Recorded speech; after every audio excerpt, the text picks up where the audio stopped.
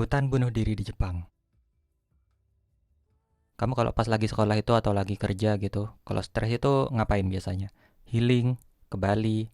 Sekarang kan ya yang sering diomongin tuh ke Bali. Kenapa sih mesti ke Bali? Gimana kalau misalkan ke hutan aja, hutan Aokigahara di Jepang. Tapi kamu pernah tahu nggak hutan Aokigahara itu kayak gimana? Atau mungkin kamu pernah tahu Gunung Fuji? Gunung Fuji itu yang gunungnya biru, atasnya ada putihnya tuh. Biasanya di anime banyak tuh. Masa nggak tahu? Pasti tahu. Nah, hutan Aokigahara ini ada di dekat situ tuh. Terus kalau kamu pernah ngedengerin pas pelajaran IPA itu tempat yang kena lava gunung meletus itu kan bakal jadi tempat yang sangat subur. Nah, hutan Aokigahara ini bekas lava dari Gunung Fuji itu tadi. Nah, karena itu hutan Aokigahara ini juga biasa disebut lautan pohon. Berarti pohonnya banyak banget nih. Dan katanya hutan ini jadi tempat yang populer untuk mengakhiri hidup. Terus di hutan Aokigahara ini katanya jadi rumahnya hantu atau yang bahasa Jepangnya itu yurei. Sejak tahun 1960, hutan Aokigahara ini identik dengan yang namanya bunuh diri. Sampai dalam bahasa Inggrisnya itu hutan ini disebut hutan bunuh diri. Bukan, suicide forest. Dan hutan Aokigahara ini jadi salah satu dari tempat bunuh diri yang paling populer di dunia. Katanya kalau misalkan kamu bawa kompas ke sana tuh, kompasnya tuh gak bakal berfungsi. Jadi kompasnya bakal mati. Tapi emang masih ada tuh orang yang sehari-hari itu bawa kompas gitu. Tapi gak apa-apa sih sebenarnya kan. Kalau misalkan kompasnya gak bisa dipakai. Kan yang penting Google Maps tuh masih bisa dipakai. Jadi gak bakal tersesat tuh meskipun gak ada kompas. Asalkan ada kuotanya. Tapi di hutan kayak gitu sinyal ada nggak ya? Terus kalau pakai Telkomsel gimana? Di rumahku aja kalau mati lampu sinyalnya langsung jadi 8G.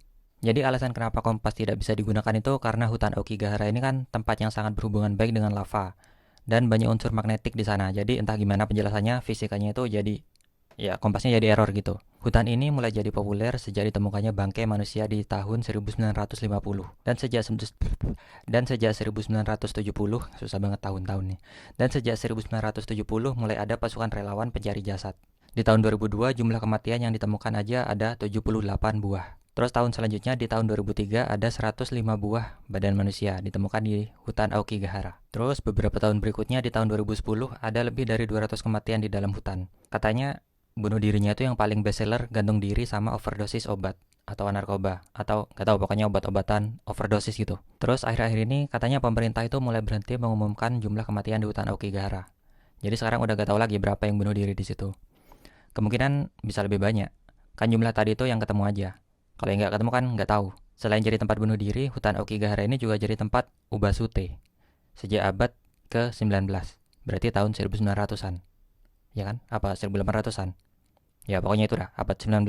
Kalau kamu nggak tahu ubasute itu apa, sebenarnya aku pernah bikin video tentang ubasute. Apa upload ulang ya? Jadi singkatnya ubasute itu membuang orang tua yang sudah tidak berguna dan menjadi beban keluarga terus ditinggal sampai mati. Meskipun terdengar menyeramkan, hutan Aokigahara ini juga jadi tempat wisata yang paling populer. Bukan paling, ya populer aja. Terus di hutan Aokigahara ini juga ada banyak binatang mamalia, kayak beruang, mole, tapi bukan Mobile Legend, mole. Terus ada juga kelelawar, rusa, kijang, rubah berekor 9, naga, semua ada dah. Hewan-hewan yang nggak bakal pernah kamu lihat kalau misalkan kamu di rumah doang. Meskipun bisa lihat di Google sih. Gimana mau coba jalan-jalan ke hutan Aokigahara? Oh iya, di tahun 2018 katanya ada YouTuber yang upload ekspedisi hutan Aokigahara terus dia nunjukin penemuannya.